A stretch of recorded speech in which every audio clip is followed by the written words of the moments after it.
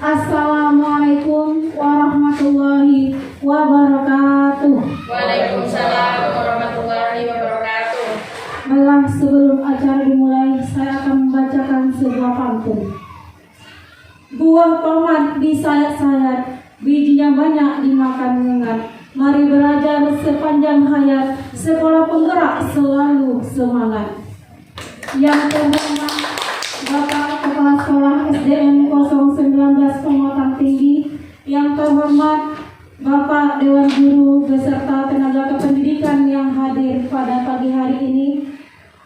Puji syukur kita ucapkan kehadirat Allah Subhanahu wa Ta'ala, yang mana pada pagi yang berbahagia ini kita masih diberi kesempatan untuk melaksanakan acara diseminasi budaya positif untuk Bu CGT. Salawat dan salam kita haturkan kepada baginda Rasul, yakni Nabi besar kita Muhammad Sallallahu Alaihi Wasallam, dengan lafaz Allahumma sholli ala Sayyidina Muhammad wa ala ali Sayyidina Muhammad. Baiklah, marilah kita buka acara kita pada pagi hari ini dengan melafazkan basmalah bersama-sama. Bismillahirrahmanirrahim. Acara yang kedua, sambutan dari Bapak Kepala Sekolah SDN 019 Pematang Tinggi yang disampaikan oleh Bapak Ramses Simanjuntak. Kepada Bapak kami persilahkan.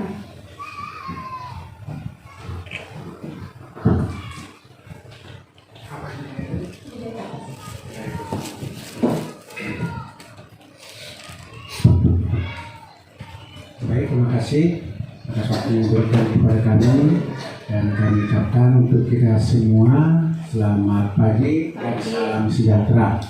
Dan hari ini kita patut bersyukur kepada Tuhan Yang Maha Esa bisa kita ada acara pagi hari ini. Itu karena bukan karena kekuatan kita, karena kuasa Tuhan dan diberikan kita waktu pagi hari ini. Itu acara calon guru penggerak Ibu angkatan ke-9, yaitu Ibu Murni SPD, dan acara itu budaya positif. Di budaya positif ini di sekolah kita ini perlu kita tingkatkan dan perlu kita jalankan, karena namanya positif antara kita sesama kita guru, dan antara guru dan murid sama murid. Kita budayakan budaya positif. Budaya positif banyak yang kita kerjakan, banyak yang kita lakukan, dari hal yang kecil maupun hal yang besar. Contohnya dari hal yang positif, menegur sama teman kita itu sudah termasuk budaya positif sesama kita. Dan budaya dan yang menegur sesama kita sudah budaya positif, dan menegur anak murid kita pun sudah budaya positif. Contohnya ada anak kita membuang sampah sembarangan, kita nampak, boleh kita tegur, tolong nak ambilkan sampah itu. Kita bisa, itu sudah termasuk budaya positif. Karena budaya positif itu membuat kita sehat. Tapi kalau kita pikiran kita negatif, terutama di antara kita di sekolah kita ini, harus positif budaya kita itu. Kalau negatif budaya kita pun mengajar di dalam budaya negatif, jadinya gak ada bagusnya. Kita pun jadi sakit sendiri di dalam tentang masalah budaya. Dan di dalam berpakaian pun kita harus budaya positif. Kita tidak boleh di dalam pakaian itu dengan anak-anak juga harus kita budayakan positif. Itu contoh tadi, hasil menegur sama teman, menegur murid, udah budaya positif. Dan budaya positif lagi dari tentang kehadiran kita maupun kehadiran siswa, itu budaya positif. Karena apabila kita disiplin, itu dalam budaya positif akan berjalan apa yang kita inginkan, apa yang kita capai di dalam sekolah kita itu pasti berhasil dengan baik. Pasti berhasil dan tercapai apa yang kita inginkan. Contohnya kita mengajar anak kita di dalam budaya positif, kita kan menginginkan anak kita itu supaya berhasil. Itu positifnya. Nggak ada kita semua guru kita ini mengajarkan kita jadi budaya positif, tidak ada itu.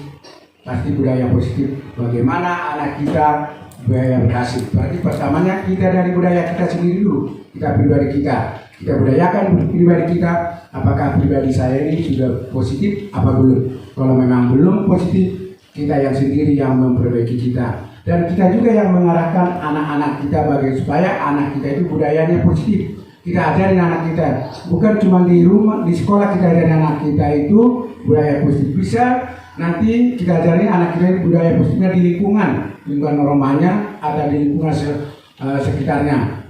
Kalau kita udah ajarin anak kita sopan budaya positif di rumah, pasti anak itu pun budaya positif.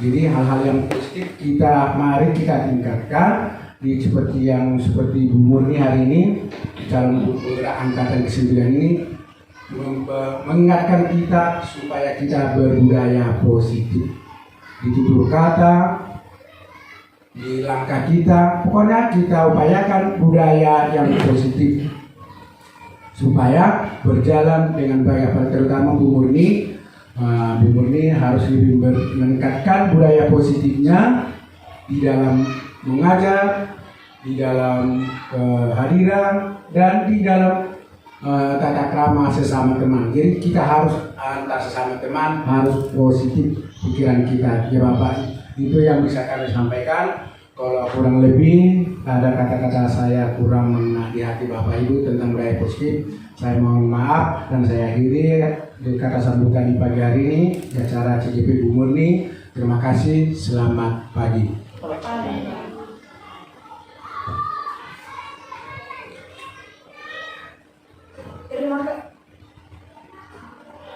Terima kasih kami ucapkan kepada Bapak Kepala Sekolah SDN 019 Pematang Tinggi.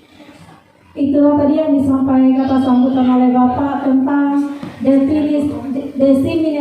desiminasi budaya positif. Jadi kita sebagai sesama teman guru kita harus kompak menyebarluaskan budaya positif di sekolah kita ini. Terutama kita guru semuanya berpikiran positif, tidak ada yang saling berpikiran negatif. Baiklah, terima kasih kepada Bapak. Kita masuk acara yang ketiga, yaitu acara inti pemaparan budaya positif. Itu yang langsung disampaikan oleh Ibu CGP kita, yaitu Ibu Murni. Kepada Ibu Murni kami persilakan.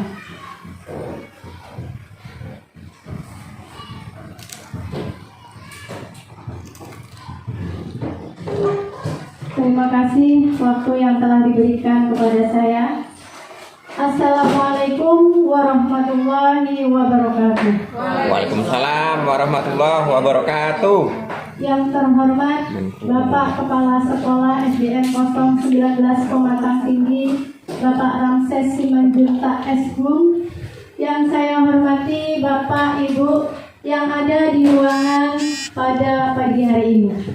Puji syukur alhamdulillah, marilah kita panjatkan kehadirat Allah Subhanahu wa Ta'ala, yang mana pada kesempatan pagi hari ini kita masih diberikan kesehatan sehingga kita masih bisa berkumpul dalam agenda desiminasi budaya positif di sekolah ini.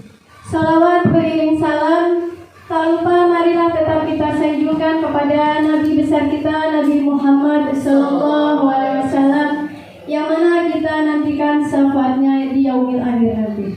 Amin. Amin ya rabbal alamin. Baiklah Bapak Ibu hadirin yang berbahagia, di sini saya berdiri di hadapan Bapak Ibu semua bukan berarti saya adalah guru yang hebat, tetapi di sini saya berdiri semata-mata karena adanya amanah dari pendidikan guru penggerak CGP untuk menyebarkan budaya positif kepada rekan-rekan semua.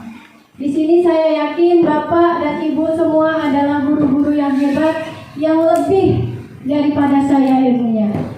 Baiklah Bapak Ibu semua yang berbahagia, supaya acara demi acara pada kesempatan pagi hari ini dapat berjalan dengan tertib dan lancar dan semangat terlebih dahulu, marilah kita ice breaking ya Bapak Ibu. SBD-nya adalah menyambung kata dengan menyanyikan lagu.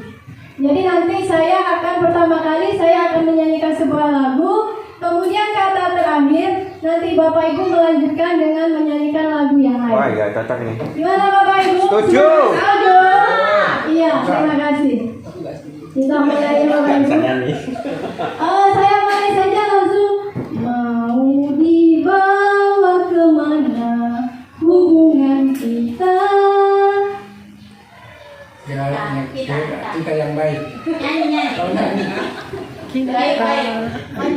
Lanjut. Baik, ini baik. Apa ya?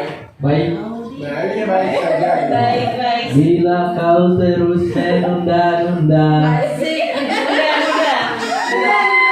Bunda susah kali tuh. Menunda-nunda. Yang mana? Menunda-nunda yang mana? Malah nunda yang mana? Di mana? Bunda. Dia sendiri aja mikir. Biar seru. Bunda gitu.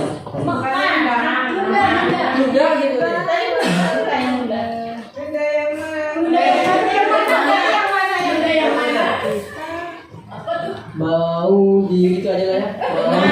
Mau dibawa kemana hubungan kita. Kita lagi, balik lagi kita. Kita adalah Kita kebunku penuh dengan bunga.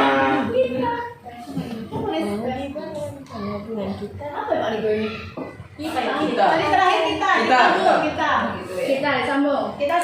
Kita sama-sama. Menarik sekali rasanya nyanyi. Pak Ustaz. Ngerti. Sama gurunya orang ngerti dia. Kita. Jadi itu saya. Iya. Sebentar. Kita Apa kita ya? kita akan terus bersama.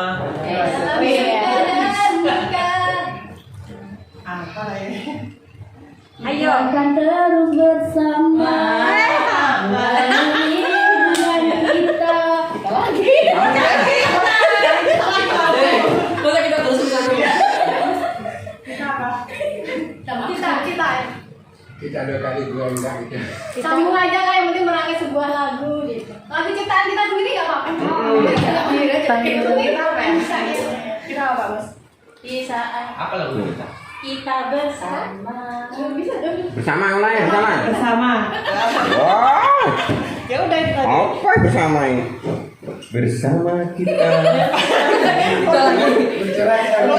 Bersama kita teguh, bercerai kita runtuh. Itu slogan. Runtuh. Runtuh.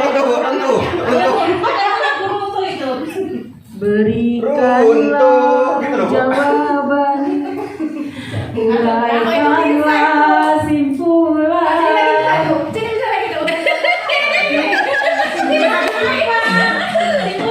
Simpulan yang akan kita Kita meneh. Gimana, Bu? Simpulan Itu beda kita. suka itu. Lagi. Simpulan enggak tahu.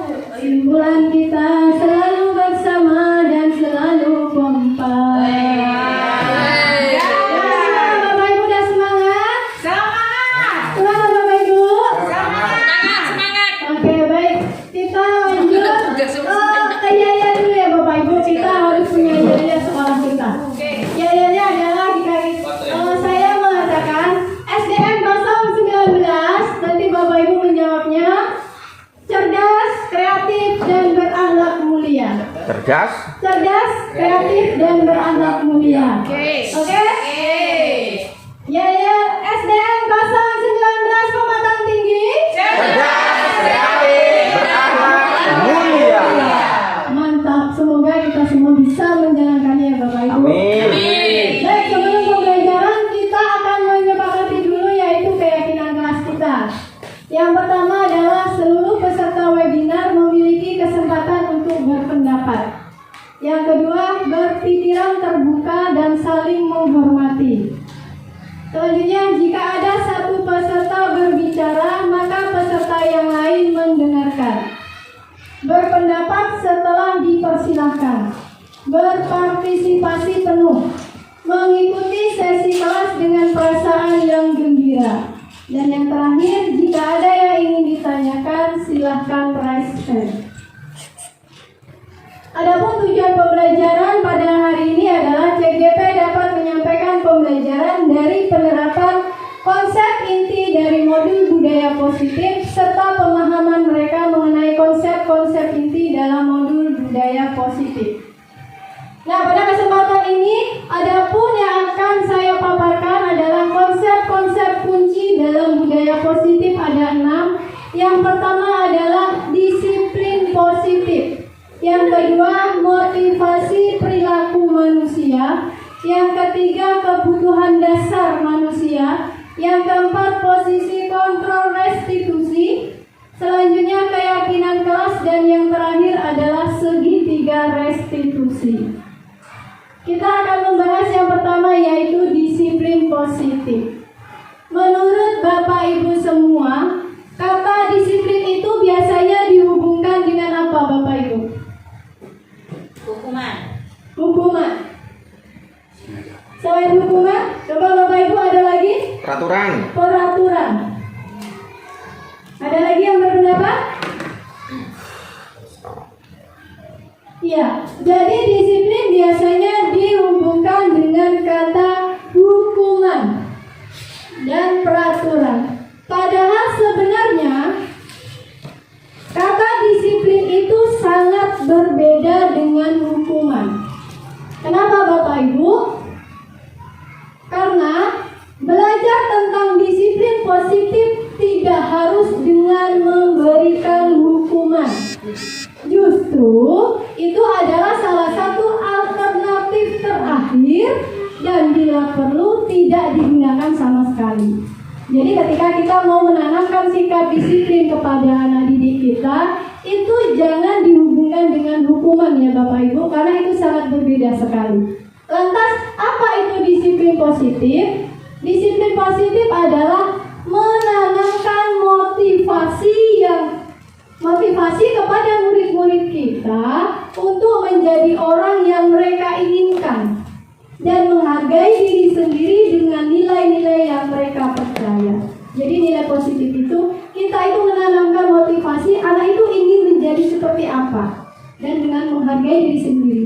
Nah, kita sebagai pendidik tujuannya adalah menciptakan anak-anak yang memiliki disiplin diri sehingga mereka bisa berperilaku dengan mengacu pada nilai-nilai kebajikan universal dan memiliki motivasi intrinsik, bukan ekstrinsik. Nah, nilai-nilai kebajikan itu apa Bapak Ibu? Nilai-nilai kebajikan itu apa? Tadi dikatakan bahwa kita sebagai pendidik tujuannya adalah menciptakan anak supaya memiliki disiplin diri. Disiplin diri sehingga mereka dapat berperilaku dengan mengacu kepada nilai-nilai kebajikan. Tetapi nilai-nilai kebajikan itu termotivasi dari intrinsik, dari dalam diri mereka sendiri, bukan dari pengaruh luar. Nah sekarang, apa itu nilai-nilai kebajikan? Itu nilai kebajikan adalah sifat positif Kejujuran. manusia. Iya. Nilai-nilai kebajikan adalah sifat-sifat positif manusia yang merupakan tujuan mulia yang ingin dicapai setiap individu. Jadi nilai-nilai kebajikan itu sifat-sifat positif Bapak Ibu, sifat-sifat positif yang dimiliki oleh manusia yang merupakan tujuan mulia yang ingin dicapai di setiap individu. Nah, di sini kita sedang mengikuti kurikulum Merdeka yang menggunakan nilai-nilai kebajikan di dalam profil pelajar Pancasila. Ada berapa nilai kebajikan yang terdapat di profil pelajar Pancasila, Bapak Ibu? Ada 6. Ada 6. Iya, supaya kita lebih memahami isi dari profil pelajar Pancasila, mari kita sama-sama menyanyikan lagu profil pelajar Pancasila. 1, 2, 3. Belajar Pancasila, beriman dan bertakwa pada Tuhan Yang Esa dan berakhlak mulia, berkebinekaan global, gotong royong mandiri, kreatif dan bernalar kritis.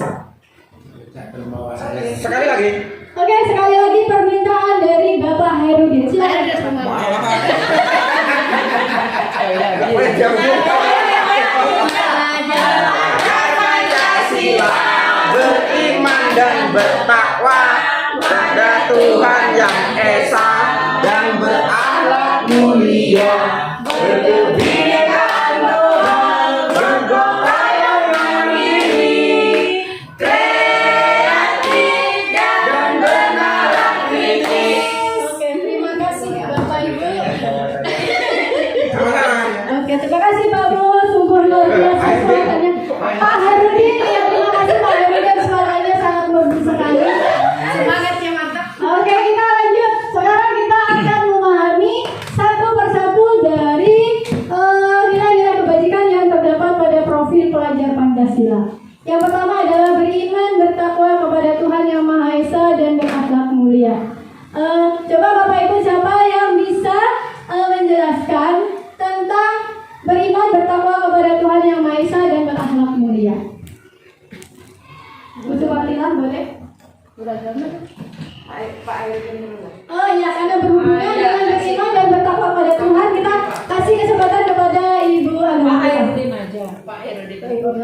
Pak Herudin lagi. Oke, Pak Herudin, boleh Pak Herudin. Baik, makasih untuk waktu yang kedua kalinya diberikan kepada saya. Pernah menyanyi sekarang definisi dari beriman, bertakwa kepada Tuhan Yang Maha Esa. Kita di Indonesia ini tidak lepas dari namanya Pancasila ya. Pancasila sila pertama itu yaitu berketuhanan Yang Maha Esa. Jadi kita tanamkan sejak dini kepada anak-anak kita untuk beriman. Beriman artinya percaya kepada Tuhan Yang Esa. Percaya kepada Tuhan Yang Esa. Kemudian bertakwa itu tidak hanya percaya tetapi bertakwa melaksanakan apa yang menjadi kewajiban dan apa yang dilarang di dalam agamanya masing-masing. Tentunya kita yang beragama Islam kategori bertakwa, kita yang melaksanakan perintah Allah yang ada di dalam Al-Quran dan Hadis. Mungkin yang beragama Nasrani melaksanakan apa yang diperintahkan di Alkitabnya dan agama-agama yang lain. Kemudian berakhlak mulia, yang berakhlak mulia di sini adalah nilai-nilai yang mungkin sudah kita bawa dari adat istiadat di sekitar kita yang dianggap tadi positif. Jadi tujuannya mulia, kemudian sifatnya positif. Jadi tidak berdasarkan dari yang tadi ya berdasarkan agama, tapi dari berakhlak mulia itu dari kebiasaan lingkungan kita. Mungkin itu saja Bu yang ingin sampaikan. Assalamualaikum warahmatullahi wabarakatuh. Waalaikumsalam warahmatullahi wabarakatuh. Terima kasih Bapak Herudin. Di sini saya akan menambahkan sedikit tentang berakhlak mulia. Berakhlak mulia itu ada yang berakhlak mulia terhadap individu, terhadap sosial, lingkungan dan juga negara, bangsa dan negara. Jadi kalau berakhlak mulia dengan individu berarti kita bisa menjaga diri kita secara fisik maupun mental. Kemudian berakhlak dengan sosial berarti kita berempati kepada orang lain. Berakhlak mulia terhadap lingkungan berarti kita dapat menjaga lingkungan kita supaya bersih dan teratur. Kemudian berakhlak mulia yang berhubungan dengan bangsa dan negara, kita dapat menjalankan hak dan kewajiban kita sebagai warga negara. Lanjut kita ke berkebinekaan global. Menurut Bapak Ibu semua, berkebinekaan global itu seperti apa?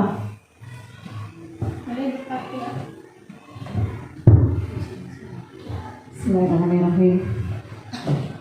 Oke, saya akan memberikan pandangan tentang profil belajar Pancasila, terutama berkebinekaan global. Sesuai dengan keadaan negara Indonesia yang bermacam-macam, beraneka ragam, dari suku, budaya, dan kemudian agama, yang kemudian suku budaya itu setiap suku bangsa itu melahirkan budaya yang bermacam-macam dari setiap daerah di Indonesia. Agar negara Indonesia ini bisa bersatu, tetap bersatu sampai kapanpun, maka sebagai pendidik di sekolah kita ini, kita berkewajiban untuk memupuk rasa persatuan dan kesatuan di antara suku bangsa yang ada di sekolah kita ini, terutama murid-murid kita, anak-anak didik kita yang bermacam-macam, untuk menanamkan sikap kebersamaan, sikap persatuan dengan membiasakan diri menghargai, menghormati suku bangsa yang berbeda di antara murid-murid di sekolah kita. Itu saja dari saya. Terima kasih. Terima kasih atas pemaparannya Bu Supartila, sungguh luar biasa. Di sini saya dapat menyimpulkan bahwa berkebinekaan global itu adalah menghargai berbagai budaya yang ada. Kita lanjut, yaitu tentang bergotong royong. Ini yang sudah kita terapkan di sekolah kita, budaya gotong royong, seperti Kamis Bersih. Jadi kita semua sudah tahu apa itu gotong royong ya Bapak Ibu. Apa gotong royong itu Bapak Ibu? Gotong royong adalah bekerja sama dan peduli terhadap lingkungan. Kita lanjut ke mandiri. Mandiri, menurut Bapak Ibu yang dikatakan mandiri itu seperti apa? Boleh Bapak Hendra memberikan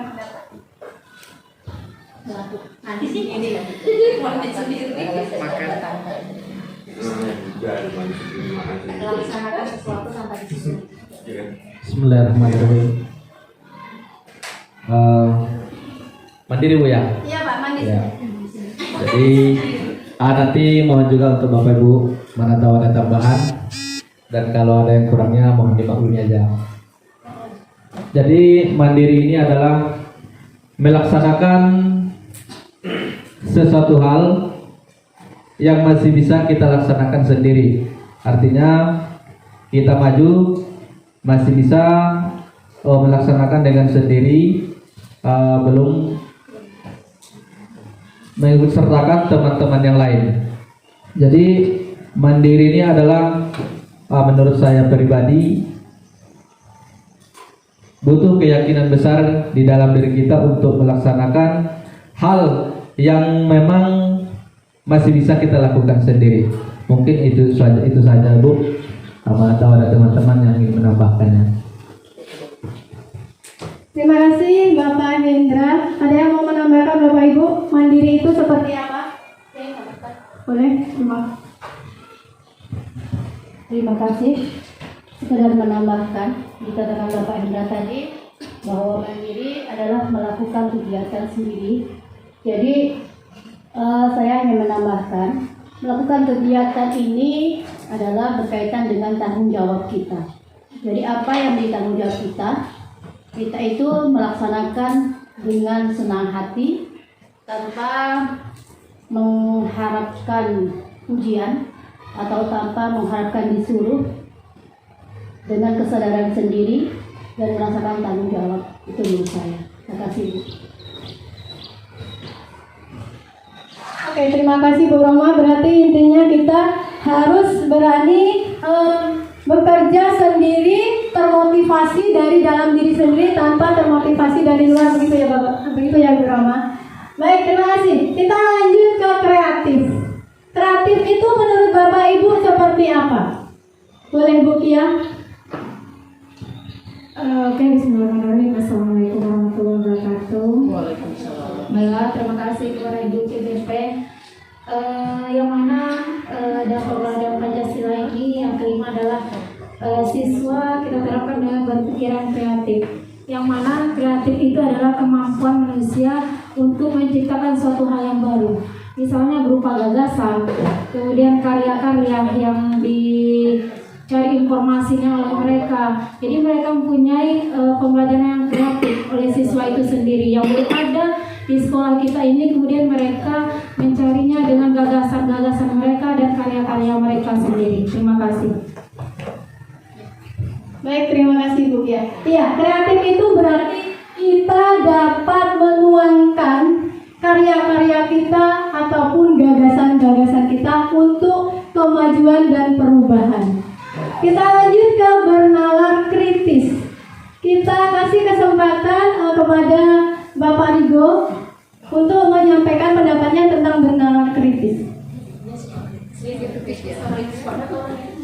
Terima kasih kepada Bu Uni. Berarti yang Mungkin menurut pendapat saya pribadi, bernalar kritisnya kuncinya ada dua. Pertama, bernalar itu berpikir. Kritis itu bukan berarti kita mencari kesalahan-kesalahan orang lain, tapi kritis di sini maksudnya mencari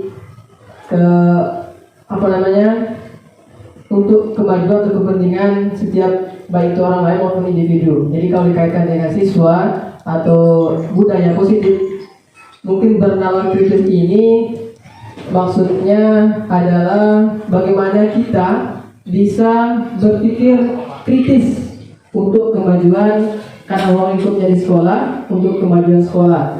Bukan berarti berpikir kritis ini mencari kesalahan-kesalahan yang sifatnya negatif. Mungkin sederhananya seperti itu. Mungkin itu saja. Terima kasih.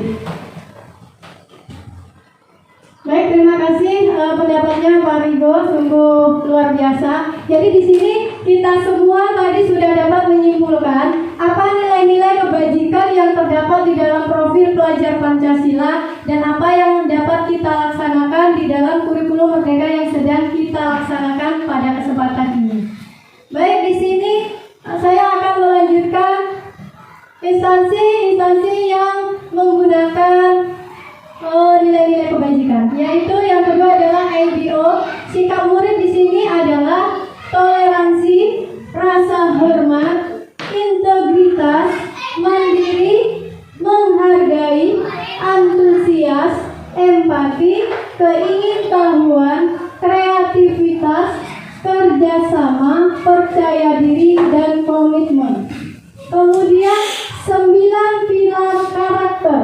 Di sini ada nilai kebajikannya: cinta Tuhan dan segenap ciptaannya, kemandirian dan tanggung jawab, kejujuran atau amanah, diplomatis, hormat dan santun, dermawan, suka menolong dan gotong royong, percaya diri, kreatif dan bekerja keras, kepemimpinan dan keadilan, baik dan rendah hati, toleransi dan kedamaian dan kesatuan. Selanjutnya petunjuk seumur hidup dan keterampilan hidup. Keterampilan hidup nilai kebajikannya adalah dapat dipercaya, lurus hati, pendengar yang aktif, tidak merendahkan orang lain, memberikan yang terbaik dari diri.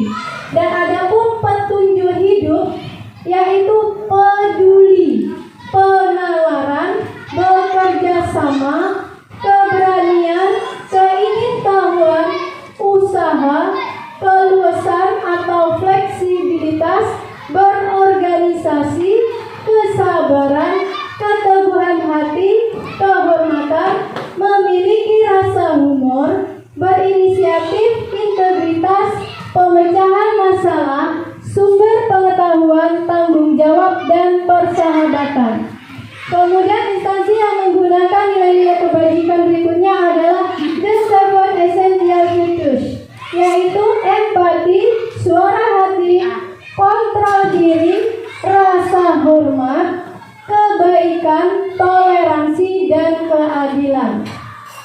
Di sini ada The Virtues Project atau proyek nilai-nilai kebajikan yang bisa kita terapkan ya Bapak Ibu, yaitu pertama peduli, keterus-terangan, kebersihan, komitmen, belas kasih, percaya diri, bertujuan, tenggang rasa, gotong royong, rajin, keberanian, kesantunan, kreatif, semangat, kedermawan, kejujuran, harga diri, rendah hati, integritas, kebahagiaan, keadilan, baik hati, kesetiaan, berprinsip, bersahaja, keteraturan, kedamaian, keteguhan hati, rasa hormat, tanggung jawab, pengabdian, bijaksana, bersyukur, toleransi,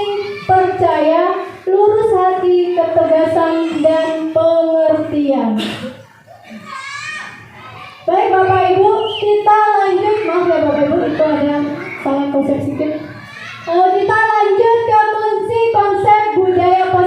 yang kedua tadi adalah disiplin positif.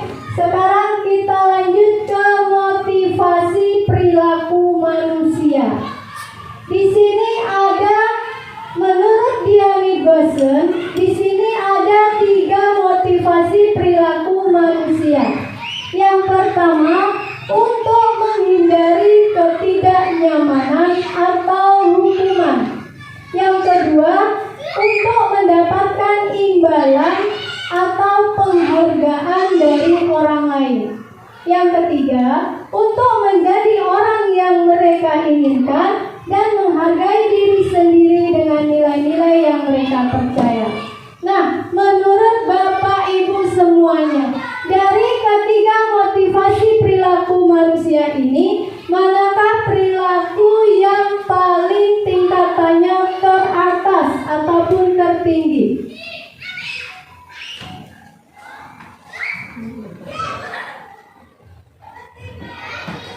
Yang pertama, yang kedua, atau yang ketiga, Bapak Ibu? Ya jelas yang ketiga. Yang ketiga, iya. Sekarang kita sudah mengetahui motivasi perilaku yang ketiga, yang merupakan motivasi yang teratas untuk menjadi orang yang mereka inginkan dan menghargai diri sendiri dengan nilai-nilai yang mereka percaya. Alasannya kenapa motivasi ini motivasi yang teratas?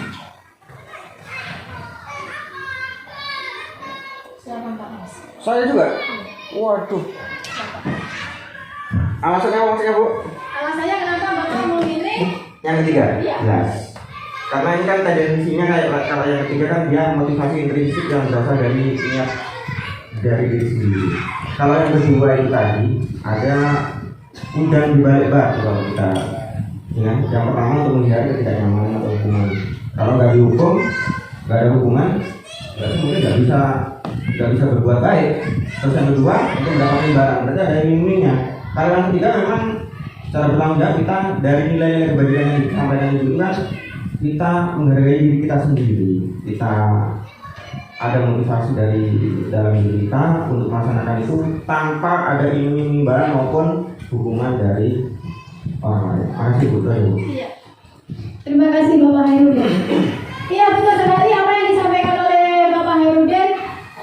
Motivasi perilaku yang katanya tertinggi itu adalah motivasi yang ketiga, yaitu untuk menjadi orang yang mereka inginkan dan menghargai diri sendiri dengan nilai-nilai yang mereka percaya. Karena motivasi ini datangnya dari dalam diri, begitu menurut Bapak Hairudin. Itu sangat betul sekali.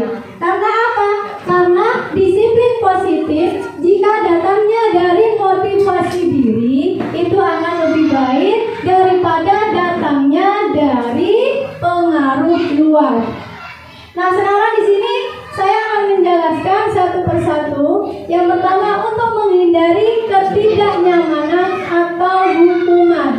Biasanya orang yang memotivasi perilakunya untuk menghindari hukuman ataupun ketidaknyamanan, mereka akan bertanya, apa yang akan terjadi apabila saya melakukannya?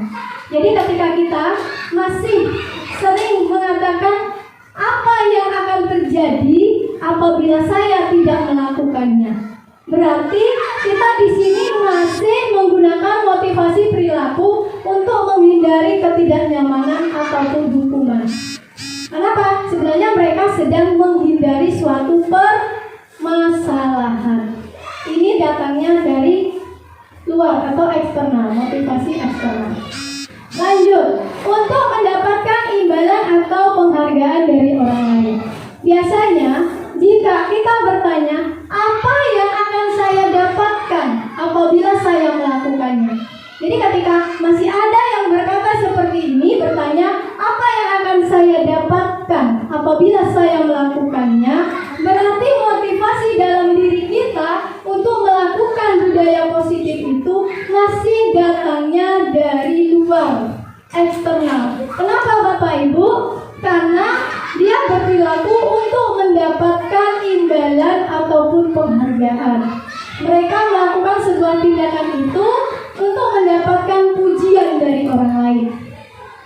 Karena pujian itu menurut dia adalah sangat penting dan diletakkan dalam dunia yang berkualitas. Lanjut, yang ketiga, untuk menjadi orang yang mereka inginkan dan menghargai diri sendiri dengan nilai-nilai yang mereka percaya. Biasanya di sini kita akan bertanya, akan menjadi orang yang seperti apa bila saya melakukannya?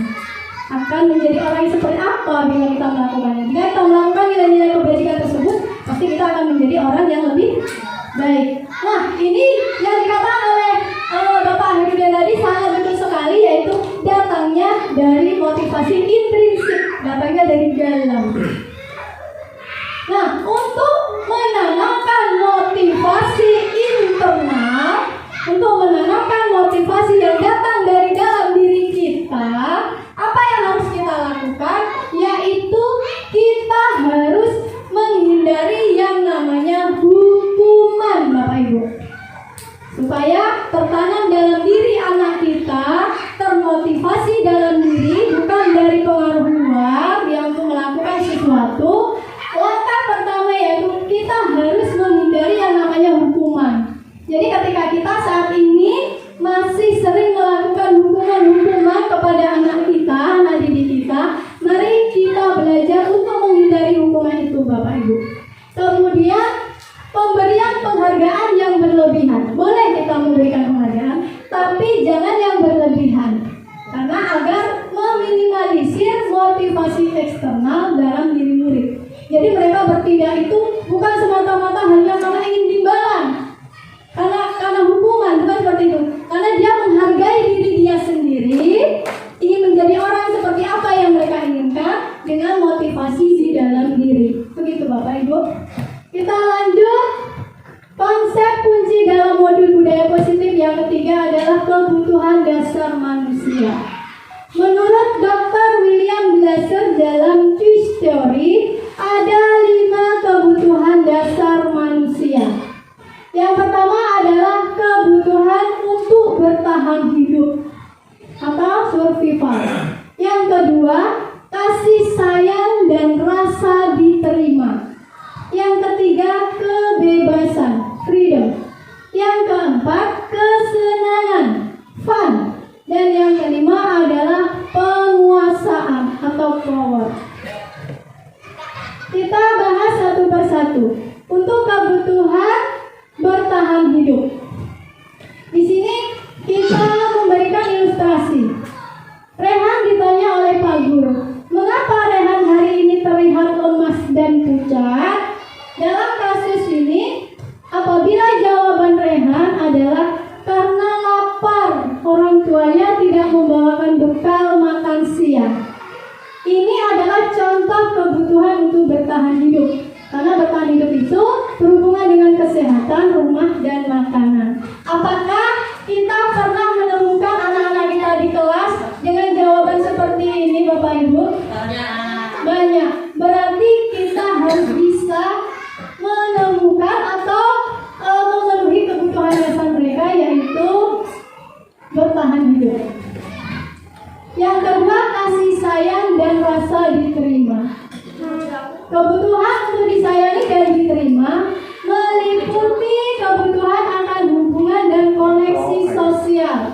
Kebutuhan ini juga meliputi keinginan tetap terhubung dengan orang lain, seperti teman, keluarga, pasangan hidup, teman kerja, dan lain sebagainya.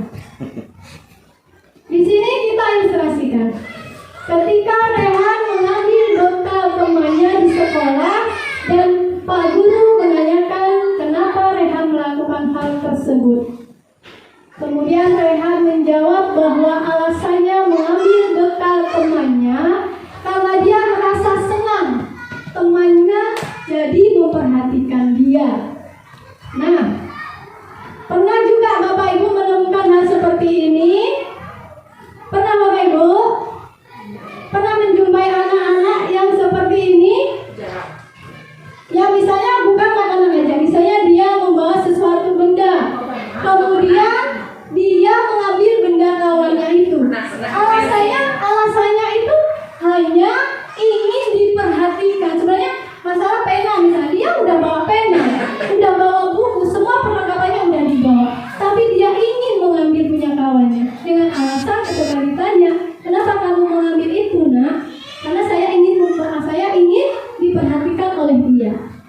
ini berarti anak tersebut membutuhkan kebutuhan dasarnya kasih sayang dan rasa diterima. Ini bukan hanya anak-anak ya Bu.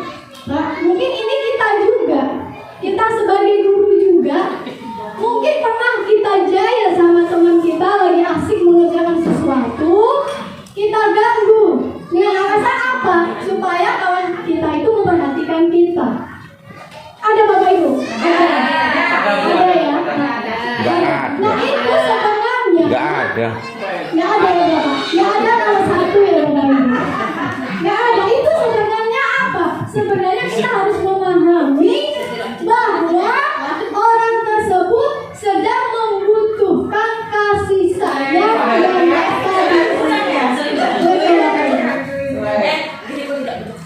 kita lanjut. Kebutuhan pengakuan atas kekuasaan. Kebutuhan ini meliputi keinginan untuk dianggap berharga, bisa membuat perbedaan, bisa membuat pencapaian kompeten diakui dan dihormati. Nah, ilustrasinya seperti ini Bapak Ibu. Dalam kasus di atas ketika Rehan oleh Pak Guru ketika tadi mengambil makanan, mengapa mengambil bekal temannya? Dan jawaban Rehan adalah karena dia merasa hebat karena temannya jadi takut dengan dia dan menuruti keinginannya. Maka sebetulnya Rehan sedang berusaha memenuhi kebutuhan dasarnya yaitu akan kekuasaan. Mereka merasa ingin dia itu adalah pemimpin. Jadi mereka berusaha untuk mengganggu kawannya supaya kawannya itu takut. Karena aku tuh hebat loh, kawan itu takut sama saya. Itu alasannya. Selanjutnya, kebutuhan kebebasan. Kebutuhan untuk bebas adalah kebutuhan akan kemandirian, otonomi, memiliki pilihan dan mampu mengendalikan arah hidup seseorang. Anak-anak dengan kebutuhan kebebasan yang tinggi menginginkan pilihan. Mereka perlu banyak bergerak, suka mencoba-coba, dan tidak terlalu terpengaruh dengan orang lain. Dan bila jawaban Rehan dengan kasus yang sama di atas, dia merasa bahwa bekal yang diberikan ibunya, karena ibunya selalu membawakan bekal yang sama, oleh karena itu dia ingin mencoba makanan teman-temannya yang beraneka ragam. Misalnya kita memiliki siswa di kelas, setiap harinya diberi makanan dengan orang tuanya dengan menu yang sama.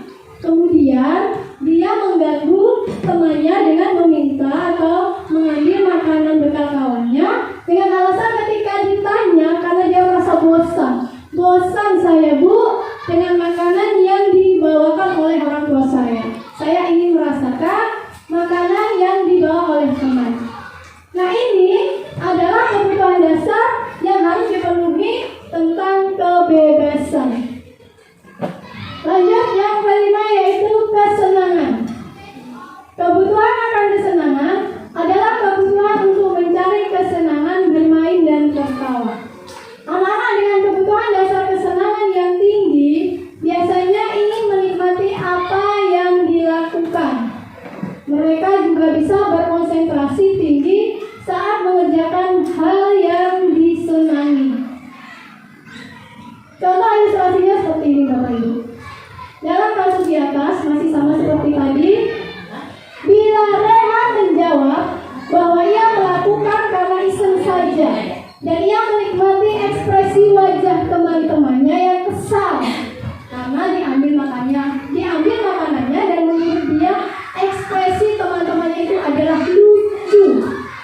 Ada nggak Bapak Ibu di kelas yang peristiwa seperti ini terjadi? Tidak harus mengambil bekal makanan ya Bapak Ibu. Peristiwa lain, intinya dia ingin melihat kawannya itu kesal ataupun melihat gurunya itu kesal.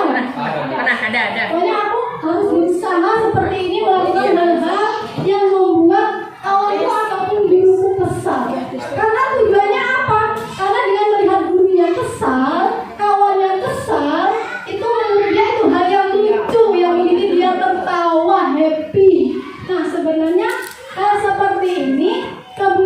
dasar yang sedang diinginkan anak kita yaitu kesenangan. Mungkin di rumah atau di lingkungan rumah anak tersebut kurang mendapatkan kesenangan. Lanjut kita ke konsep kunci dalam modul budaya, posisi, kontra, dan restitusi. Di sini ada 5 posisi kontra yang diterapkan oleh seorang guru. Yang pertama adalah penghukum. Yang kedua, pembuat rasa bersalah. Yang ketiga, teman. Yang keempat, pemantau, dan yang kelima, manajer. Nah, di sini saya ingin mendengarkan pendapat dari kawan-kawan semua. Selama ini kita sebagai pendidik, di antara 5 posisi kontrol, kita sebagai guru, manakah yang pernah atau yang sudah kita terapkan di dalam kelas?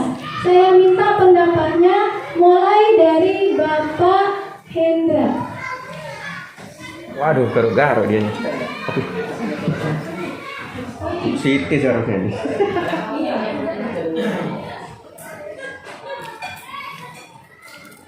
Antara 5 mana yang pernah Bapak lakukan sebagai posisi kontrol?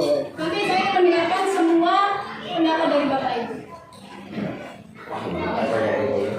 Baik Ibu, yang pernah saya alami ketika khususnya di dalam kelas, di antara yang 5 ini yang sering saya laksanakan untuk anak-anak adalah nomor 2. Jadi ketika dia melakukan kesalahan, saya ingin dia memang mengakui kalau dia bersalah. Jadi yang sering saya tekankan itu membuat dia merasa bersalah agar tidak mengulanginya, harapan saya ke depannya. Terima kasih.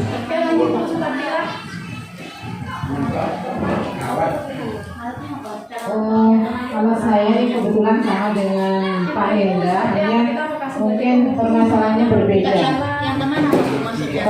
Yaitu nomor 2, yaitu membuat rasa bersalah. Itu terutama dalam pelajaran ya. Kalau kita memberikan latihan atau ujian, dia mendapat nilai rendah atau di bawah KKM lah seperti itu. Bagaimana caranya supaya anak itu bisa memperbaiki nilainya? Yaitu dengan cara membuat rasa bersalah atas nilai yang kurang, atas nilai yang masih di bawah KKM. Dengan demikian, dengan membuat anak itu merasa bersalah terhadap dirinya sendiri, maka anak itu akan berusaha untuk belajar lebih baik lagi sehingga dia mampu menguasai pelajaran atau bisa merubah pemahamannya terhadap pelajaran yang sudah kita berikan. Oke, lanjut Bu Roma.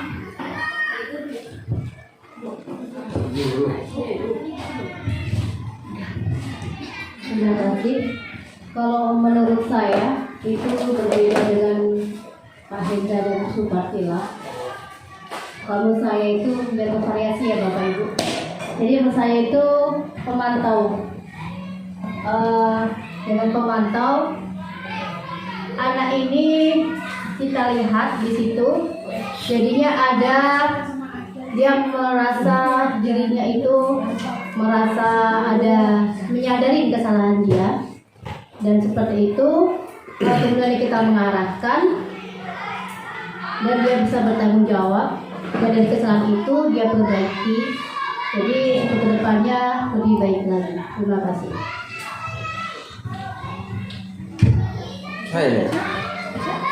Langsung aja Bu ya. Kalau saya sebagai guru kelas, dari awal saya mengajar sampai dengan saat sekarang ini, saya hampir semua sudah melaksanakan hal tersebut, tergantung permasalahan yang ada. Artinya tergantung berat atau ringannya permasalahan. Jadi pernah saya jadi penghukum, pernah menjadi pembuat rasa bersalah, pernah menjadi teman, pernah menjadi pemantau, dan juga menjadi manajer pernah. Jadi pernah semua kalau saya. Mungkin itu saja Bu. Itu aja, nggak perlu dikasih pengertian ya. Boleh. Saya juga nih. Iya Bu. Assalamualaikum warahmatullahi wabarakatuh. Di sini saya baru saja masuk, dari awal tidak mengikuti. Saya akan menginginkan tentang ke-55. Yang pertama adalah menghukum. Saya juga ikut terlibat. Kemudian membuat rasa bersalah, ini juga saya melakukan. Kemudian sebagai teman, ini memang guru kelas 1 juga bisa menjadikan sebagai teman. Kemudian untuk yang keempat adalah pemantau, ini juga saya lakukan. Kemudian yang kelima adalah manajer, terutama untuk penghukum. Penghukum ini kalau kelas 1, ya seorang guru kelas 1 adalah orang tua di sekolah. Tetapi ini kaitannya kelas 1 ini masih anak di bawah naungan ibu. Jadi bahasa seorang guru adalah bahasa ibu yang penuh dengan nasihat. Jadi untuk menghukum anak ini tidak perlu pakai hukuman fisik, tetapi dengan nasihat. Kemudian pembuat rasa bersalah. Membuat rasa bersalah, mungkin anak ribut, nada saya agak sedikit tinggi, ya. Bagi anak mungkin itu sangat kaget atau bagaimana, tetapi itu saya rasakan, mungkin saya bersalah. Kemudian teman, kemudian kita juga bisa mendengarkan curhatan-curhatan terhadap murid kita, baik itu untuk masalah pembelajaran atau mungkin ada masalah-masalah dengan temannya. Kemudian pemantau, dalam segi karakter anak ini memang kita pantau. Salah satunya adalah sikap pengganggu teman, ini perlu saya pantau. Kemudian saya beri juga nasihatnya. Manajer ini sudah pasti. Itu saja pendapat dari saya. Terima kasih.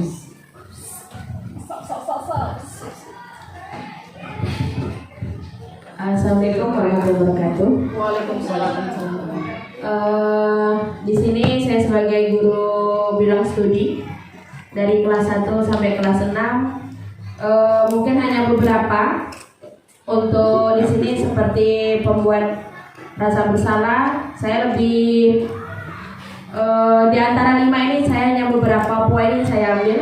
Yang pertama itu lebih berteman ya, karena di sini kan posisi kita itu sebagai guru, terus bisa juga mendengarkan curhatan anak-anak dari A sampai Z, apa keluhan mereka, terus di mana tidak mengertinya kadang di bagian pembelajaran atau pelajaran apa yang tidak mengerti, di mana letaknya yang tidak mengerti tadi. Yang jelas lebih diposisikan kita lebih dekat lah, sebagai pendidik iya, sebagai teman oke. Yang jelas masih ada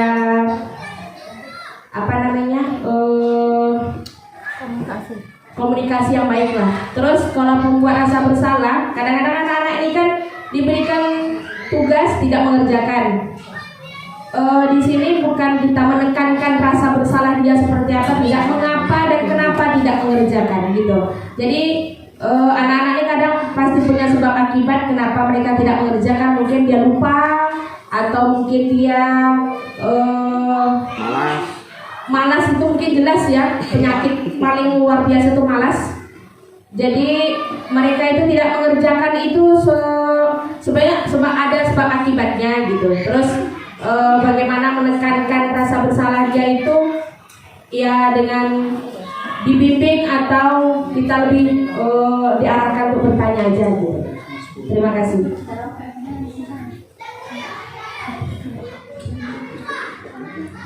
Terima kasih atas kesempatan buat saya. Sebenarnya ini kita sebagai guru semuanya telah kita terapkan di dalam kelas yang kelima ini. Yang pertama tentu kita sebagai guru tidak membiarkan apa yang dilakukan anak itu ketika perbuatannya adalah negatif. Tentu kita adalah sebagai penghukum. Kemudian yang kedua, membuat rasa bersalah. Anak yang melakukan kesalahan di dalam kelas itu, selagi mengganggu temannya, itu kita harus mensadarkan anak itu rasa bersalahnya seperti apa. Sudah kita terapkan. Itu semua guru itu menerapkan dalam kelas. Menurut saya sih. Yang ketiga adalah teman, ya. Kita adalah teman, ya teman kita sama anak itu di dalam kelas. Guru itu adalah teman bagi anak-anak kita. Kemudian pemantauan, ya jelas ya kan Ibu. Kita dalam kelas itu ada memantau anak, bagaimana keadaan anak, kondisi anak dalam kelas itu seperti apa. Tentu kita dalam pemantauannya. Kemudian manajer, ya kita artis kok dalam kelas ya kan Bu. Seorang guru itu adalah artis bagi anak-anaknya. Jadi kegiatan kemudian hal yang positif itu wajib kita terapkan ke anak kita. Itu bagus sekali yang Ibu CGP pada hari ini pematerinya. Terima kasih itu saja. Terima kasih untuk kesempatan kepada saya. Saya selaku sebagai guru, untuk yang kelima-limanya sudah saya terapkan, semuanya sudah saya terapkan. Nomor satu, hukum. Hukum itu konteksnya tidak selalu negatif ya. Bisa hukuman itu kita arahkan ke hal positif. Contohnya kayak di dalam kelas itu ada kesepakatan jika tidak melakukan apa atau apa, ada kesepakatan seumpamanya tidak melaksanakan tiket. Nah, kesepakatan kelas itu yaitu hukumannya apa? Kesepakatan bersama. Nah, itu kan kayak sebuah hukuman ya. Kayak gitu. Kalau di kelas saya seperti itu. Samanya kalau di kelas saya nyapu, kesepakatan bersamanya. Kalau ada yang membuang sampah, nyapu, seperti itu hukuman. Dan membuat rasa bersalah pun juga ada saya lakukan. Begitu.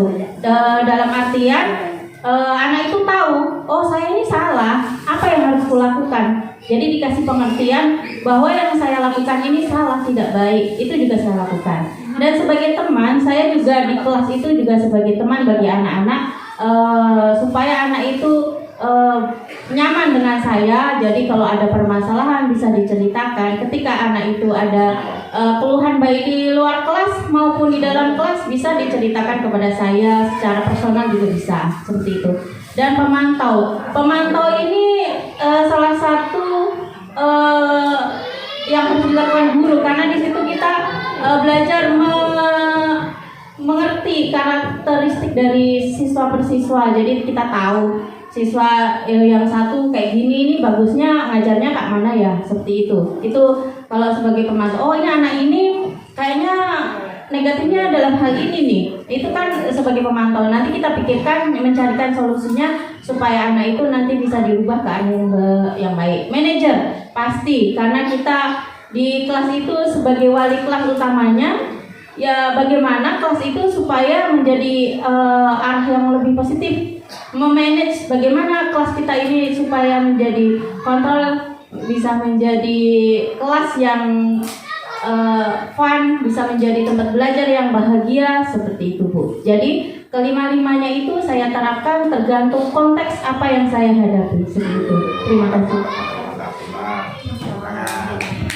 Baik, terima kasih Bapak Ibu semua yang sungguh luar biasa telah memaparkan posisi kontrolnya yang telah diterapkan di dalam kelas masing-masing. Kita kasih aplaus dulu Bapak Ibu. Oke. Terima kasih Bapak Ibu. Bapak Ibu semua sudah mengetahui satu persatu tentang posisi kontrol tersebut. Di sini saya hanya menjelaskan sedikit tentang posisi kontrol 1 sampai 5. Yang pertama adalah penghukum. Penghukum biasanya menggunakan hukuman fisik maupun verbal.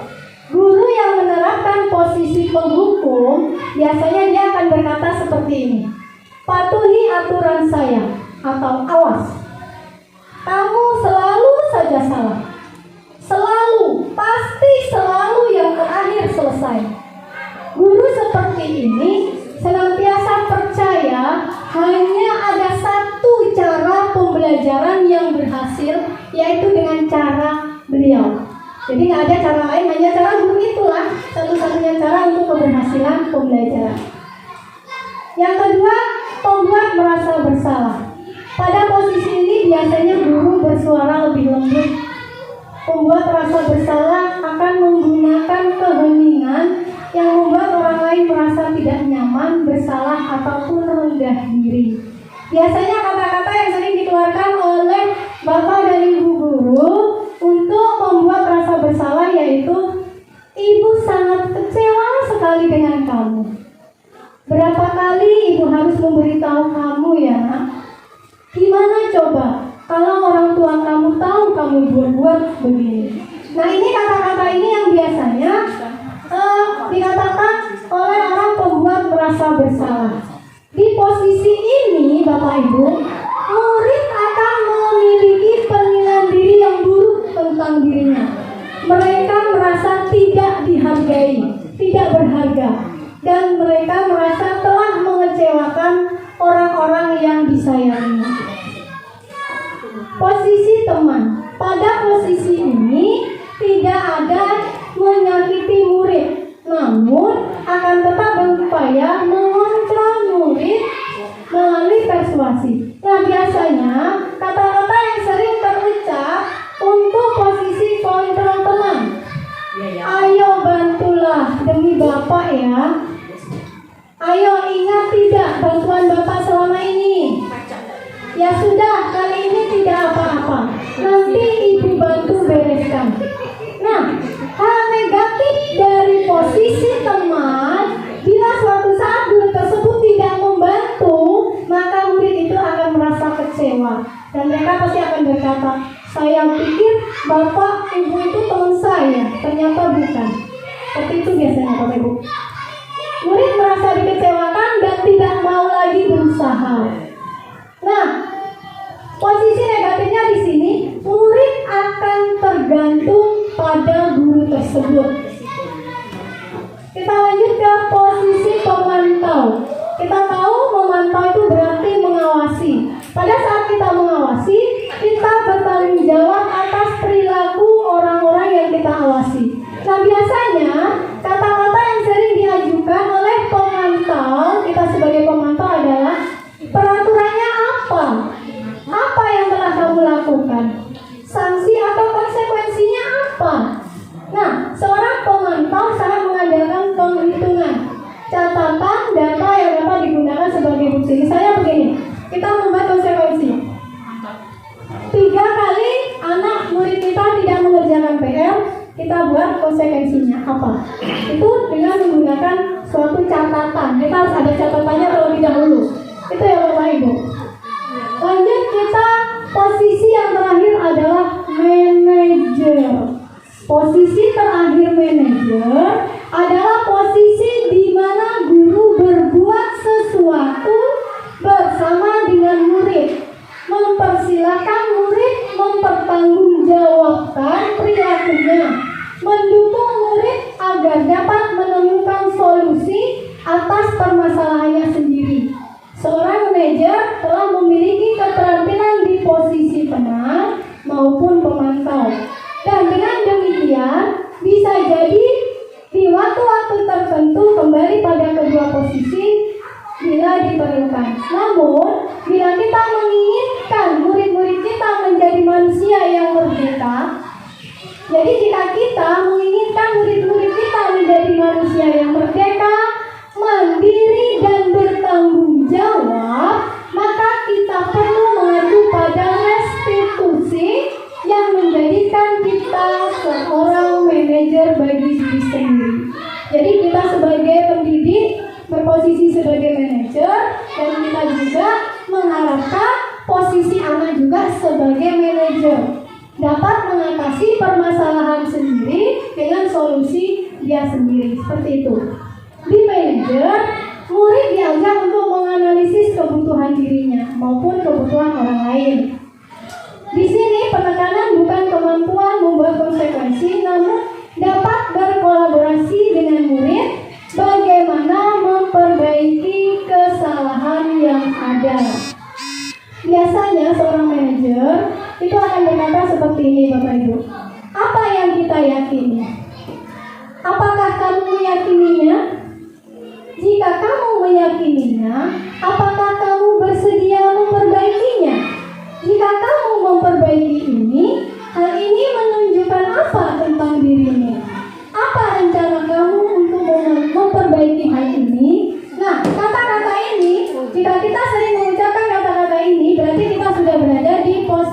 kontrol manager. Di sini ada tabel tentang posisi kontrol tadi ya Bapak Ibu. Tadi Bapak Ibu sudah memberikan pendapatnya tentang posisi kontrol yang telah diterapkan di dalam kelas masing-masing. Ada penghukum, pembuat orang bersalah, teman, pemantau, dan manajer. Nah di sini Bapak Ibu, jika kita masih menggunakan posisi kontrol penghukum ataupun pembuat orang merasa bersalah, maka identitas itu masih gagal. Identitas gagal. Kenapa dikatakan gagal? Di sini misalnya Bapak Ibu, guru dalam posisi kontrol penghukum, guru akan berbuat menghardik. Kita sering menghardik, menunjuk-nunjuk, menyindir. Nah, jika kita berbuat seperti itu, berarti hasilnya itu anak akan memberontak dan sering berbohong. Kemudian pembuat orang bersalah. Jika guru sering berbuat hanya mengatakan seharusnya ibu itu kecewa, nah biasanya hasil yang akan diperoleh itu murid akan menyembunyikan sesuatu atau berbohong. Di sini jika murid berkata di posisi penghukum kontrol guru tersebut, biarkan saja, nanti juga marah-marah lagi. Jadi kalau kita masih di posisi penghukum ya Bapak Ibu, pasti murid akan berkata, biarkan saja, nanti juga marah-marah lagi. Seperti itu Bapak Ibu. Dan dampaknya apa? Murid akan selalu mengulangi dan mengulangi kesalahannya. Begitu juga pembuat orang merasa bersalah. Murid akan berkata, maafkan saya Bu, maafkan saya Pak, saya tidak akan mengulanginya lagi. Dampaknya apa? Murid merasa rendah diri. Nah, dari hasil murid sering mengulangi kesalahan dan merasa rendah diri, ini yang dikatakan identitas gagal. Kenapa dikatakan identitas gagal? Karena murid tersebut belum mewujudkan budaya positif, melakukan hal yang baik. Nah, jadi penghukum dan pembuat orang bersalah ini termasuk posisi kontrol yang negatif, Bapak Ibu. Jadi ini seharusnya tidak kita lakukan lagi. Seperti itu Bapak Ibu. Kemudian posisi kontrol teman dan pemantau itu adalah identitas yang berhasil. Biasanya ketika guru berkata, membuatkan alasan-alasan untuk muridnya, hasilnya adalah murid akan ketergantungan. Ini biasanya Bapak Ibu. Pernah nggak Bapak Ibu mengalami ini? Jika kita berada di posisi kontrol, anak itu akan ketergantungan kepada kita. Nanti juga dibantu sama Pak Hendra. Nanti juga dibantu sama Bu Ria. Ada nggak seperti itu? Nah, itu jika kita berada di posisi kontrol. Berada di posisi kontrol teman. Nah, kemudian dampaknya kepada anak itu lemah, tidak mandiri. Kemudian jika posisi kontrolnya adalah pemantau, tadi gurunya menghitung, mengukur, kemudian hasilnya murid merasa diawasi. Jadi di mana-mana merasa diawasi. Aku nanti kalau gini ibu itu tahu. Aku gini nanti ibu itu seperti ini. Kita merasa diawasi terus. Itu jika kita berada di posisi pemantau. Hasilnya apa Bapak Ibu? Hasilnya diperoleh oleh anak tersebut memberatkan pada sanksi atau hadiah untuk dirinya. Nah yang terakhir ini Bapak Ibu, identitas berhasil yang sukses untuk menghargai, supaya dapat menghargai diri sendiri, itu adalah posisi manajer. Apa yang dilakukan guru? Guru akan berbuat untuk membuat pertanyaan-pertanyaan seperti apa yang kita yakini, apa yang bisa kita kerjakan untuk memperbaiki masalah ini. Kemudian hasilnya menguatkan pribadi siswa. Jadi siswa tersebut tidak merasa rendah diri, tidak merasa dihakimi, tetapi dia dapat memposisikan diri, menguatkan diri. Oh ya, saya berbuat salah, saya dapat memperbaikinya. Kemudian murid akan berkata, bagaimana caranya saya bisa memperbaiki keadaan, dia dengan baik bisa bekerja sama dengan guru tersebut. Dan hasilnya murid dapat mengevaluasi diri bagaimana dia dapat memperbaiki diri. Di sini kita lanjut ke posisi kontrol dan restitusi. Apa itu restitusi? Restitusi itu adalah proses menciptakan kondisi bagi murid untuk memperbaiki kesalahan mereka sehingga mereka bisa kembali kepada kelompok mereka dengan karakter yang lebih kuat. Restitusi membantu murid menjadi lebih memiliki tujuan, disiplin positif, dan memulihkan dirinya setelah berbuat salah. Jadi Bapak Ibu, jika kita berada di posisi manajer, jika ada sesuatu permasalahan yang ada di kelas, kita akan berada di posisi segitiga restitusi dalam menyelesaikan permasalahannya Bapak Ibu. Apa itu yang pertama? Yaitu menstabilkan identitas. Yang kedua, validasi tindakan yang salah. Yang ketiga, menanyakan keyakinan. Nah, kalimat-kalimat yang biasa kita ucapkan pada posisi menstabilkan identitas ya Bapak Ibu di segitiga restitusi dalam menyelesaikan suatu masalah. Yang pertama, bisa kita berkata, berbuat salah itu tidak apa-apa. Tidak ada manusia yang sempurna. Saya juga pernah melakukan kesalahan itu. Kita bisa menyelesaikan ini. Bapak Ibu tidak tertarik mencari siapa yang salah, tapi Bapak Ibu ingin mencari solusi dari permasalahan ini. Nah, ini kalimat-kalimat yang kita ucapkan pertama kali dalam menstabilkan identitas supaya identitas anak tersebut tidak gagal. Tidak gagal ya Bapak Ibu ya. Gagal tadi kan berada di posisi penghukum ya, penghukum dan merasa bersalah. Jadi kita jangan posisikan seperti itu supaya identitas anak tidak gagal. Lanjut, setelah itu kita masuk ke validasi tindakan yang salah. Setiap tindakan kita dilakukan dengan satu tujuan, yaitu memenuhi kebutuhan dasar. Kalau kita memenuhi kebutuhan dasar, apa yang mendasari sebuah tindakan? Kita bisa menemukan cara-cara paling efektif untuk memenuhi kebutuhan tersebut. Kita mungkin tidak suka sikap seorang anak yang tidak terus merengek. Tetapi bila sikap itu mendapatkan perhatian kita, maka itu telah memenuhi kebutuhan anak tersebut. Nah, biasanya kalimat-kalimat yang kita ucapkan untuk validasi tindakan yang salah, yaitu kamu pasti punya alasan mengapa kamu melakukan hal ini. Kamu patut bangga pada dirimu sendiri karena kamu telah melindungi sesuatu yang penting buatmu. Kamu boleh mempertahankan sikap itu, tapi kamu harus menambahkan sikap yang baru. Nah, ini di posisi validasi tindakan. Dan yang terakhir yaitu menanyakan keyakinan. Teori kontrol menyatakan bahwa kita pada dasarnya termotivasi secara internal.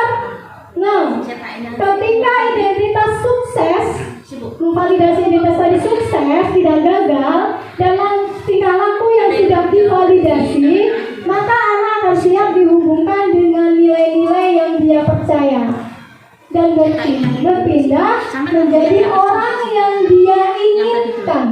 Anak itu ingin menjadi apa? Jadi Bapak Ibu, kalimat di sini biasanya apa yang kita percaya sebagai kelas atau keluarga, apa nilai-nilai umum yang kita telah sepakati, apa bayangan kita tentang kelas yang ideal. Kamu mau jadi orang yang seperti apa? Nah, jadi Bapak Ibu, jadi di sini diharapkan ketika terjadi suatu permasalahan di dalam kelas, kita memposisikan diri sebagai manajer, kemudian kita menuntaskan permasalahannya dengan menggunakan segitiga restitusi, supaya apa Bapak Ibu? Supaya anak tidak merasa bersalah, tidak merasa orang yang tidak dihargai, tetapi ketika dia melakukan kesalahan, anak tersebut mengakui tentang kesalahan mereka, kemudian mereka dapat memperbaiki dirinya. Seperti seperti itu. Sebelum masuk ke refleksi ya, belum masuk ke penyentuh Bapak Ibu, kita masuk ke keyakinan kelas. Menurut Bapak Ibu, apa perbedaan peraturan kelas dan keyakinan kelas? Boleh Ibu Lia memberikan tanggapannya apa? Perbedaan peraturan kelas dan keyakinan kelas. Kalau menurut saya peraturan kelas itu namanya peraturan baru disepakati aturan-aturan apa yang sudah ditetapkan bersama dengan anak-anak. Tapi kalau keyakinan kelas itu sudah menjadi hal kebiasaan atau hal positif, seumpamanya membuang sampah. Pertama, peraturan membuang sampah tidak boleh di kelas, itu peraturan. Tidak boleh membuang sampah sembarangan. Seperti itu aturannya. Keyakinannya membuang sampah itu bisa menimbulkan penyakit. Membuang sampah sembarangan itu bisa membuat kelas kita kotor. Jadi anak itu sudah menjadi suatu kebiasaan. Jadi ketika dia membuang sampah itu, nggak mau. Ini karena nanti kalau aku buang sampah sembarangan, ini nanti bisa menimbulkan penyakit atau dan lain halnya. Seperti itu menurut saya. Oke, terima kasih Bu Ria. Kita kasih kesempatan Bagus Supartilah untuk menjelaskan perbedaan peraturan dan keyakinan. Karena kenapa saat ini kita sudah tidak menerapkan lagi peraturan, tetapi kita membuat keyakinan, baik itu keyakinan kelas maupun keyakinan sekolah.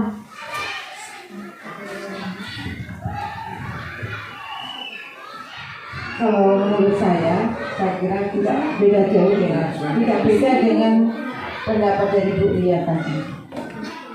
Seperti yang pernah disampaikan sama Pak Herudin. Waduh. Kaget tahu Bu. Ya, kira-kira seperti itu yang disampaikan Pak tadi. Kira-kira seperti itu. Bu Ria. Bapak Ibu, apakah Bapak Ibu semua sudah mengetahui perbedaan peraturan dan keyakinan kelas? Tahu Bu. Tahu. Bu Tia tahu? Insya Allah. Bu Siti tahu? Oke, sekarang saya minta pendapatnya dari Bu Siti. Apa perbedaan peraturan dan keyakinan? Oh ya beda sekali.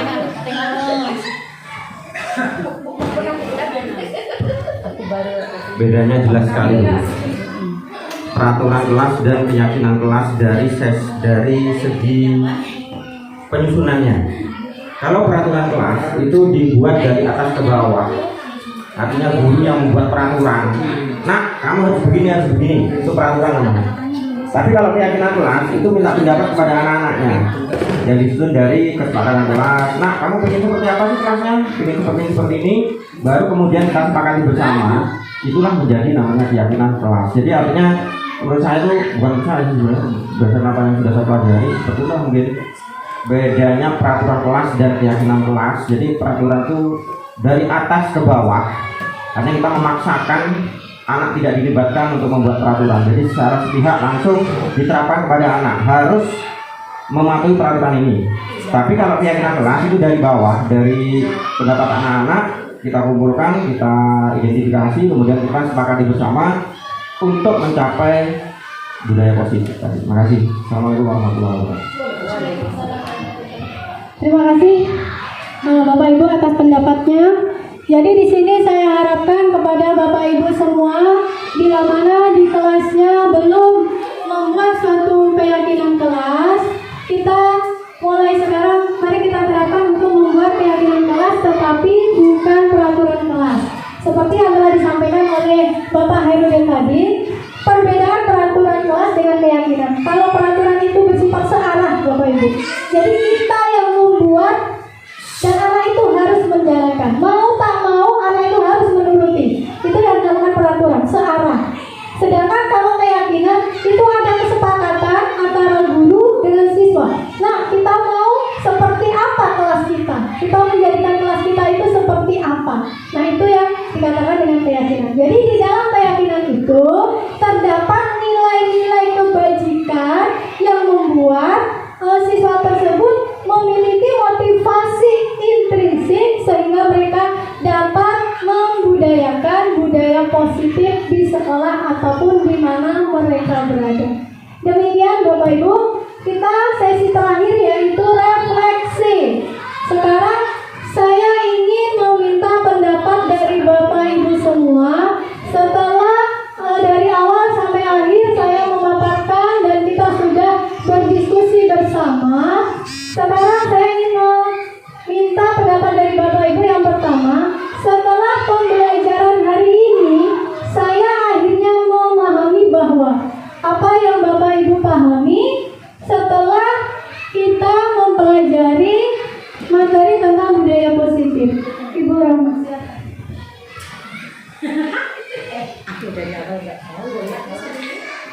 Terima kasih.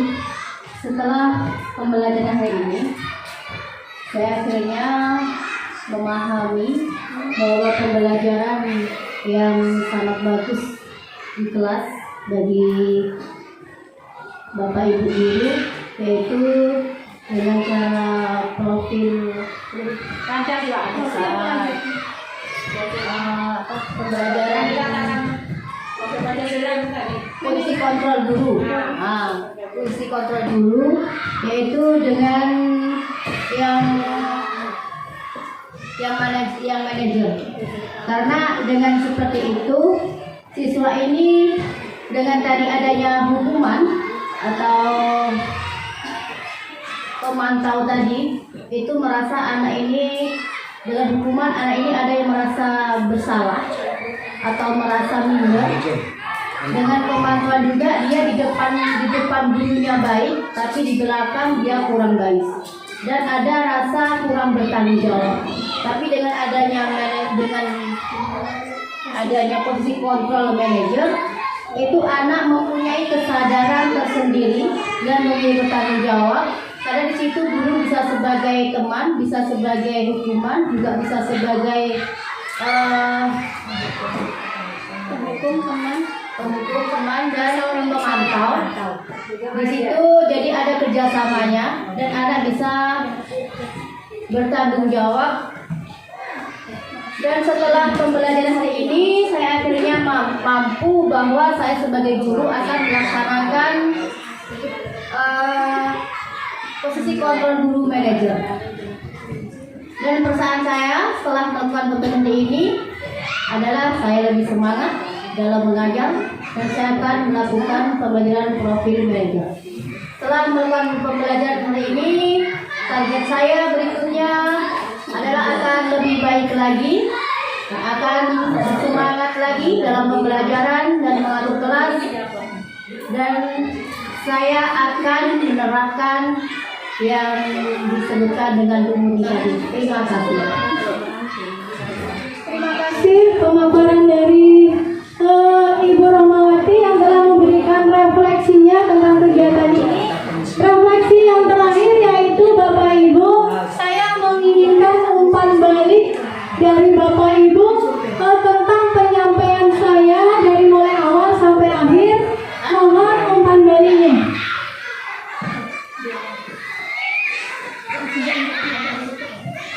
Umpan balik itu penilaian Bapak Ibu tentang penampilan saya dalam memaparkan materi budaya positif di sekolah ini. Terima kasih. Acara kita ini berjalan lancar, baik. Ini dari pemenangan kami tentang acara hari ini khusus di Murni dari acara CGP sungguh luar biasa, sangat bagus dan baik. Dan tetap semangat. Mungkin kalau kekurangan itu pasti ada. Dan yang kekurangan kita itu kita beri. Tapi intinya hari ini acaranya, pemaparannya sungguh luar biasa dan sangat baik. Terima kasih. Terima kasih Bapak Kepala Sekolah, Bapak Ramses Simanjuntak Esbun yang telah memberikan umpan balik terhadap pemaparan saya pada kesempatan hari ini.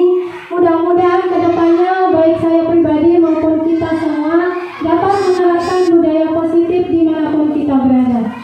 Baik, untuk acara terakhir yaitu penutup. Di sini saya sebagai pembawa acara, artinya saya sebagai pemapar. Saya mohon maaf yang sebesar-besarnya apabila apa yang telah saya sampaikan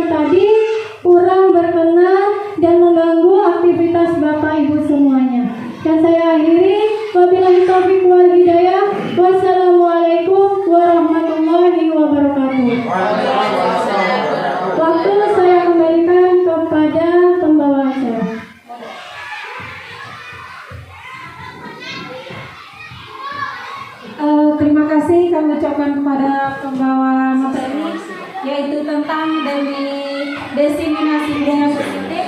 Semoga ini bermanfaat buat kita semua, yang mana kita harus menyebarluaskan dan menciptakan budaya positif yang berada di lingkungan sekolah kita, khususnya kita sesama guru dan umumnya dari siswa kita semuanya. Baiklah, sebelum acara saya tutup, saya akan membacakan sebuah pantun. Siang hari makan kuaci, makan bareng sama Bu Murni. Cukup sekian acara hari ini, saya ucapkan terima kasih. Wassalamualaikum